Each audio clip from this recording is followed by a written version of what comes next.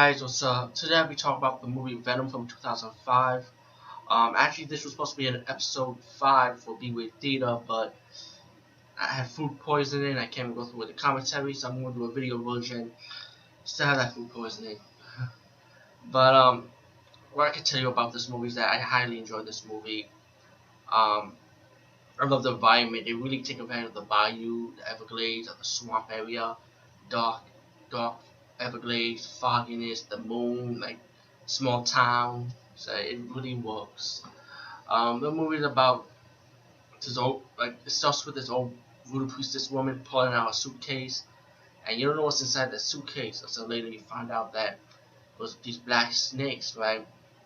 Plus you got a cast of characters, young adults, and you got a strange character. Of course, young adults make fun of strange characters in their town. There's this truck driver guy with a scar on him. The movie go to fast forward. You got these two young adults talking about arguing pretty much like, oh, well, you have to leave. One person wants to leave the town. Pretty much get away from the town life. And live something, do something exciting. And sorry about the fan. I'm kind of sick. I need the cool air. So when the trucker guy comes by, he wants to make sure everything's okay. And then later on, the voodoo priestess woman drives off car with the black suitcase, and she's had a side road, hit the bridge, and the trucker driver guy and one of the young male adults in the movie is trying to save the old woman. They save the old woman, and then the trucker guy, Ray, by the way, that's his character's name, decided to go inside the car that's about to fall off the bridge to get the woman her suitcase back. Well, when that happened, the suitcase opened up, you got release these black snakes, and they bit him, and then he died in the river with the car.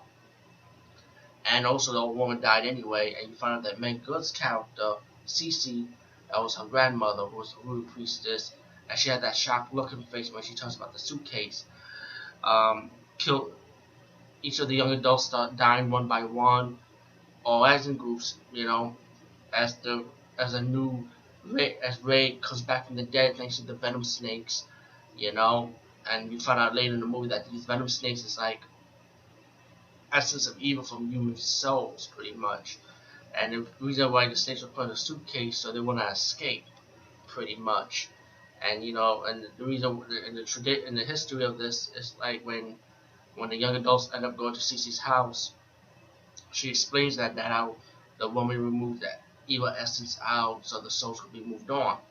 Well, like the snakes, when they escaped, they went inside Ray's dead body, and pretty much they're going to carry out his mission to kill and collect new souls, pretty much.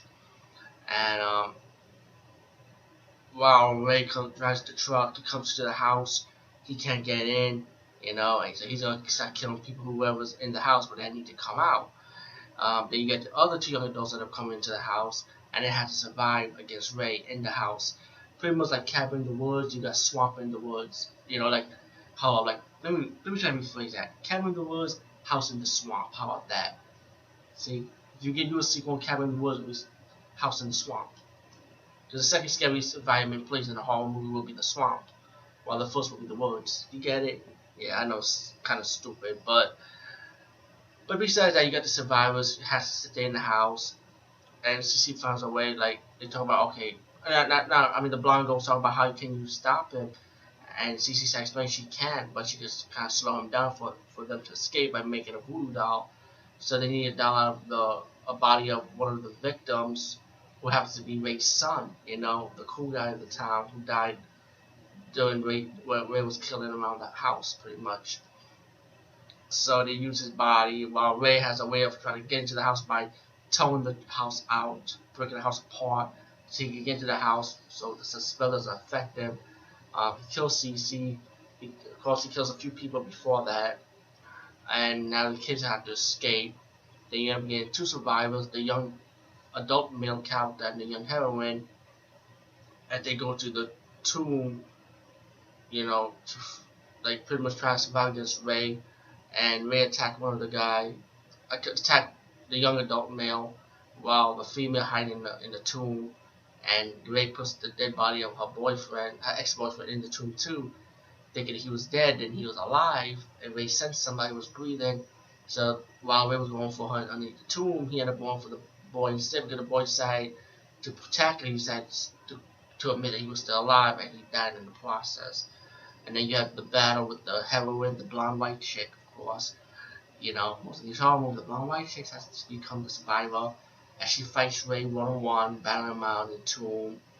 Um, she used the medallion to stop him, and she was able to escape underneath the tomb part, and then try to drive with his truck. And he comes out of the tomb as they're battling out outside in broad daylight, and she was able to kill Ray body, the vessel of the body, but in the twist ending, of course, the black snakes that was inside his body was able to escape. And of course, pretty much you have to look for a new vessel now. All of Venom for 2005, highly enjoyed the movie. I say definitely check it out. Good horror flick, very underrated. A lot of people should talk about it though. Hopefully, maybe Screen Factory might release this on their Blu-ray lineup, and maybe put good special features on this movie because I think it's well deserved. Anyway, peace, guys. See you later.